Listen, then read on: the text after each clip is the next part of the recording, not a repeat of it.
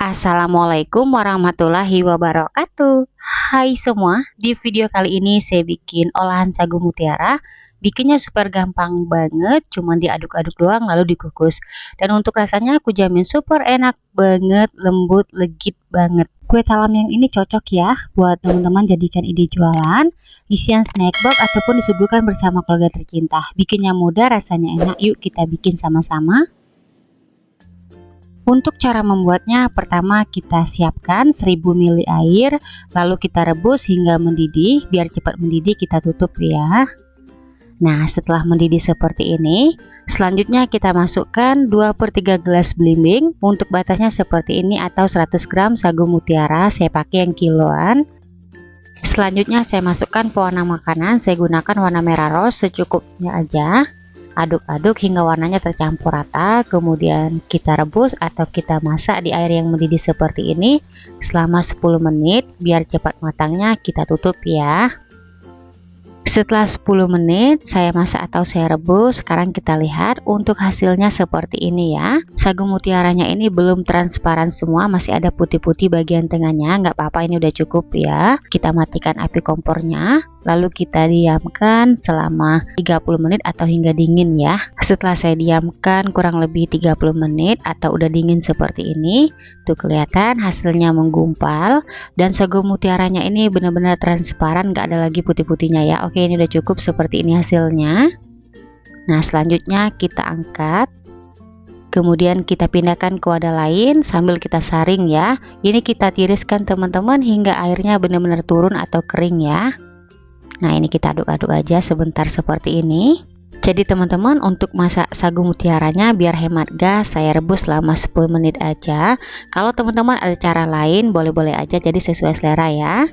Setelah seperti ini, sagu mutiaranya kita sisihkan dulu. Sekarang kita bikin adonan. Siapkan wadah, masukkan 2 gelas belimbing atau 200 gram tepung sagu untuk 1 gelasnya penuh. Gelas kedua tepung sagunya juga penuh. Lanjut masukkan 2 gelas belimbing atau 200 gram tepung terigu untuk 1 gelasnya penuh. Dan untuk yang gelas kedua tepung terigunya juga penuh. Masukkan setengah sendok teh garam halus, 1/4 sendok teh vanili bubuk. Kemudian kita masukkan 1 gelas belimbing penuh gula pasir atau 250 gram. Lanjut untuk bahan keringnya ini kita aduk-aduk hingga tercampur rata. Selanjutnya kita masukkan 3,5 gelas belimbing atau 800 ml santan untuk 1 gelasnya penuh. Gelas kedua santan penuh.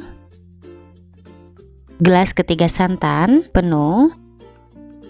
Dan untuk yang setengah gelas belimbing santan batasnya seperti ini, jadi nggak penuh. Lanjut saya aduk-aduk hingga semua bahannya tercampur rata, nggak ada yang menggumpal. Untuk santannya teman-teman saya gunakan santan segar dari 1 butir buah kelapa. Dan untuk santannya ini nggak saya masak ya, langsung aja saya campurkan ke adonan. Kalau teman-teman bikin buat jualan, sebaiknya santannya dimasak terlebih dahulu biar kuenya awet nggak cepat basi.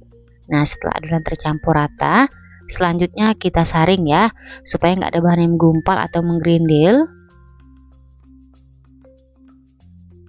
Biasanya teman-teman di akhir adonan ada yang suka menggerindil seperti ini, kita tekan-tekan aja menggunakan sendok.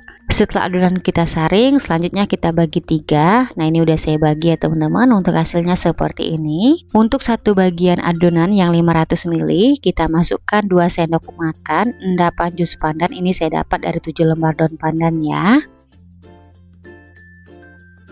Kemudian kita aduk-aduk hingga tercampur rata. Untuk endapan jus pandannya jangan di skip ya teman-teman, biar rasa kuenya ini enak dan wangi banget. Oke teman-teman, adonannya udah tercampur rata, sisihkan dulu. Selanjutnya kita beralih ke sagu mutiaranya yang kita tiriskan tadi. Ini airnya sudah benar-benar kering. Lalu kita campurkan adonan yang 100 ml ya, warna putih. Kemudian kita aduk-aduk hingga tercampur rata. Di tahap ini teman-teman sudah boleh panaskan kukusan, supaya nanti setelah adonannya udah ready seperti ini langsung aja kita kukus. Nah, kelihatan teman-teman sagu mutiaranya udah ready ya, lanjut kita kukus. Sekarang kita siapkan loyang. Oles loyang dengan minyak goreng tipis-tipis aja. Bagian dasar loyangnya saya alasin dengan daun pisang biar nanti setelah kue talam sagu mutiaranya matang mudah dikeluarkan. Bagian pinggir loyangnya juga kita oles rata. Untuk loyang yang saya gunakan ukuran 20 x 20 dan tingginya 7 cm. Setelah loyang dioles rata, adonan yang pertama kita masukkan adonan sagu mutiara yang kita campur dengan 100 ml adonan. Kemudian kita ratakan. Di sini saya ratakan menggunakan spatula ya. Setelah sagu mutiaranya rata seperti ini, lanjut kita kukus. Sebelum digunakan, kukusan sudah saya panaskan hingga mendidih. Kalau teman-teman gunakan kukusan yang biasa, sebaiknya dilapisi dengan serbet biar uap air nggak menetes di atas kuenya. Lanjut untuk adonan sagu mutiaranya kita kukus selama 10 menit. Untuk api kompornya saya gunakan sedang aja, jangan terlalu besar supaya permukaan kuenya tidak bergelombang. Setelah 10 menit saya kukus, adonan sagu mutiaranya udah set atau udah mengeras. Sekarang kita beralih ke lapis putih. Jadi yang kita kukus ini teman-teman lapis putih yang 500 ml ya. Kita bagi dua, jadi kita kukus adonannya sebanyak 2 kali. Untuk per lapisnya kita kukus sebanyak kurang lebih 250 ml. Untuk lapis pertama putihnya ini kita kukus selama 5 menit. Setelah 5 menit saya kukus, lapis putih pertamanya udah set atau udah mengeras. Sekarang kita masukkan lapis putih yang kedua. Ini sama ya, kurang lebih 250 ml.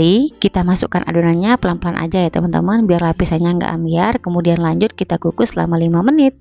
Setelah 5 menit lapis putihnya udah set atau udah mengeras, sekarang kita beralih ke lapis pandan. Jadi untuk lapis pandannya ini juga saya kukus sebanyak 2 kali ya.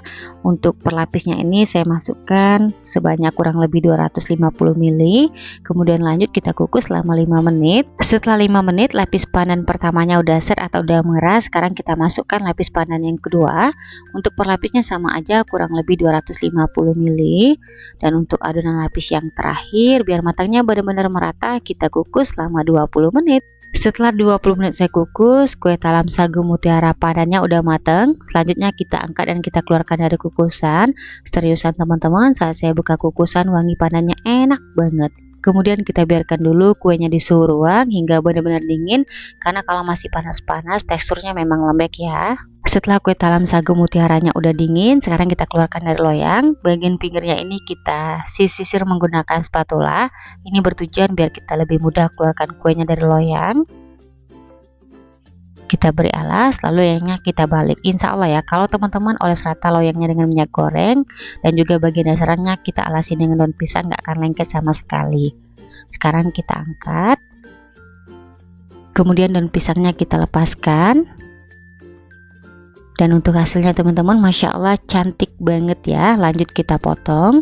Untuk pisaunya dilapisi dengan plastik biar nggak lengket. Untuk satu resep kuenya saya potong menjadi 4 bagian. Setelah itu saya potong lagi kecil-kecil.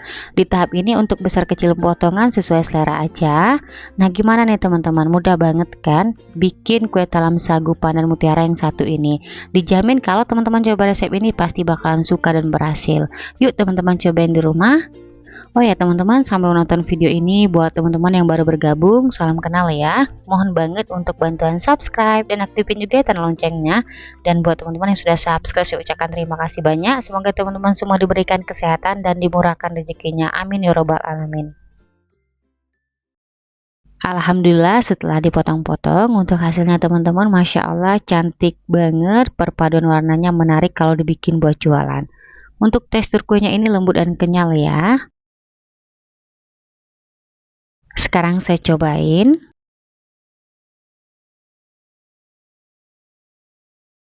Bismillahirrahmanirrahim.